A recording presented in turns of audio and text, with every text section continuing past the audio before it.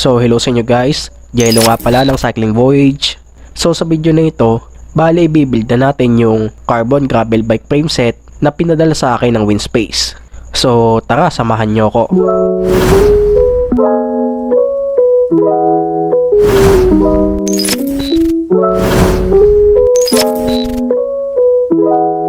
Pero bago tayo magsimula, syempre gaya pa rin ng dati, pindutin mo muna yung subscribe button sa baba, pati na rin yung bell icon para lagi kang ma-notify kapag may bago tayong uploads. And paki-follow na rin po pala ng ating mga social media accounts.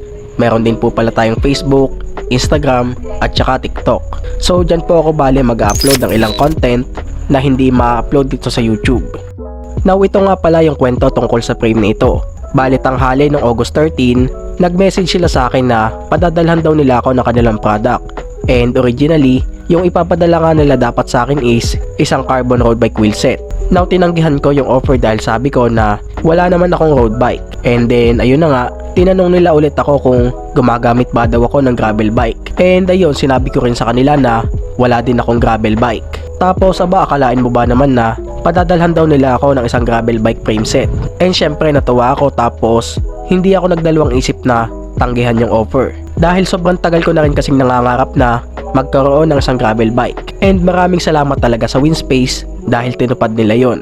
And by the way, bago ko makalimutan, ginawan ko na rin nga pala ng frame check yung frame na ito. So doon sa video na yon, sinabi ko doon yung ilang mga background tungkol sa brand ng Winspace, yung full specs ng frame at kung ano-ano pa. And ayun, kung may oras kayo mamaya, pwede nyo pong panoorin yon. Naandyan lang po sa taas yung link. Okay, so para nga pala sa build na ito, flat bar setup yung gagawin natin sa kanya. Bale, nung una, gusto ko talaga sa kanya is drop bar setup. Kaso yun nga lang, medyo may kamahalan kasi yung ibang pyesa, especially yung drivetrain. And kung idadrop bar ko man siya, gusto ko talaga yung drivetrain niya is at least Shimano GRX man lang yung RD. Now bale, yung pinakauna ko nga palang ginawa sa kanya is pinutol ko muna yung steerer tube. And huwag kayong mag-alala, hindi ko naman siya hinigpitan ng todo. Tapos nung naputol na, tsaka ko naman ikinabit yung headset.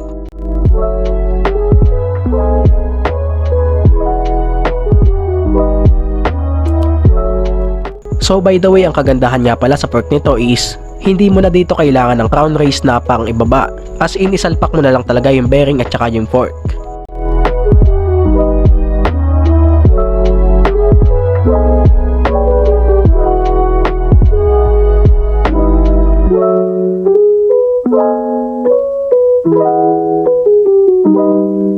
Tapos yung sunod naman, kinuha ko na yung wheelset na gagamitin ko, tapos i-convert ko muna siya from quick release to true axle.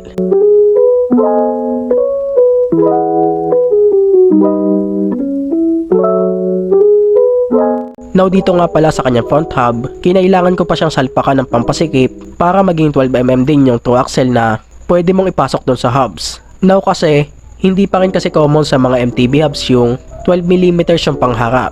Kaso ang problema, 12mm kasi yung trend para sa road bike, CX at saka gravel bike.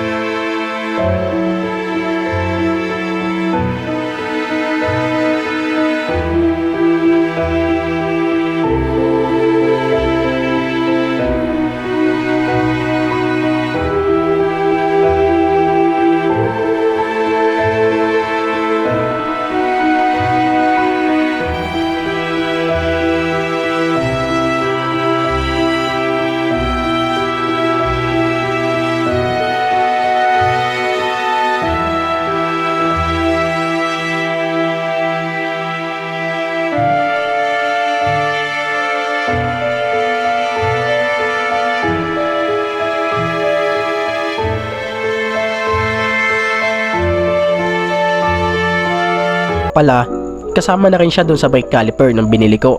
Bale floating rotor ito.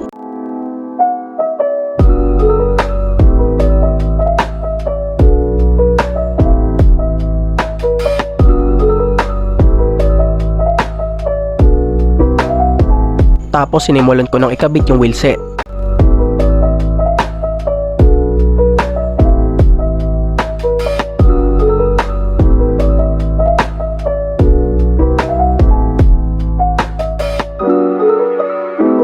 Now dito sa panglikod, inihiga ko na lang yung bike dahil sobrang hirap talaga niyang ikabit kapag nakalagay sa stand.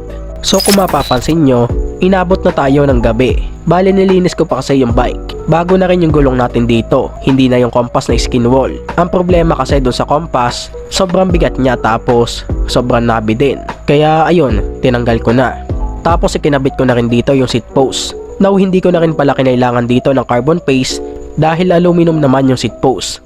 So yung carbon paste kasi usually ginagamit yun kapag carbon to carbon dahil dudulas yun kapag hindi mo ginamitan ng carbon paste. Pero dito since aluminum naman yung seat post, hindi ko na siya kinailangan. By the way, hindi ko pa nga pala siya hinigpitan ng todo kasi nga wala tayong torque wrench. Tapos ikinabit ko na rin yung saddle.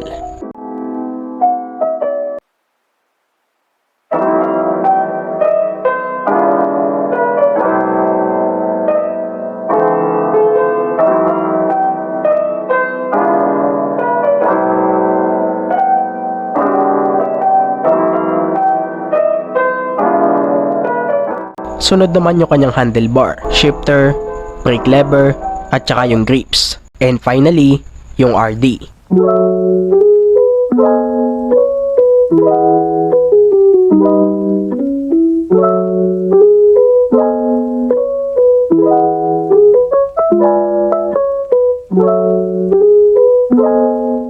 And since pagod na rin ako, natulog muna ako at nagpasya na lang na kinabukasan na tapusin yung build.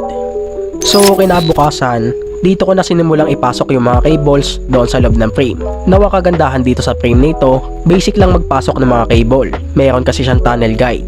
So pasok ko na lang ng pasok, tapos kusa na siyang lalabas.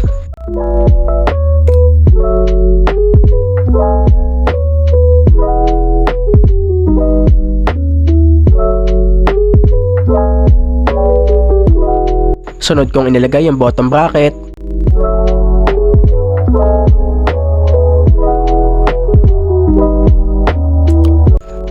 At saka yung crank.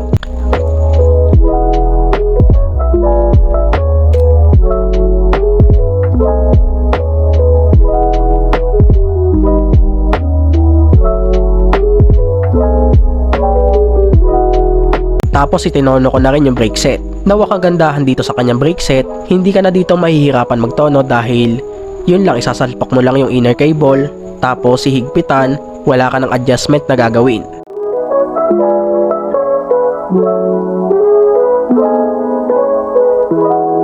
Tsaka ako naman ikinabit yung chain.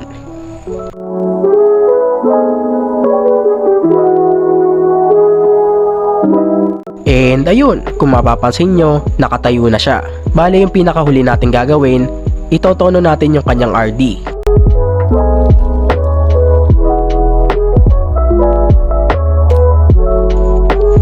So ayan, okay na. Bale so far guys, hindi ko pa nga pala siya magagawa ng full review dahil hindi ko pa siya ganun nagagamit. Pero hayaan nyo guys, itatakil din natin yan pagdating ng araw. And about nga pala sa weight, hindi ko pa so far masasabi sa inyo kasi nga meron pa akong mga ilang papalitan sa kanya. Pero sa ngayon, masasabi ko talaga na sobrang gaan niya. As in magaan talaga siya, considering na mga budget parts pa lang yung inilalagay ko sa kanya. And paano pa kaya kung mga top of the line? And ayun guys, kita-kits na lang tayo sa kanyang full review. So again, yun lang muna, hanggang doon na lang. This is Cycling Voyage. Goodbye.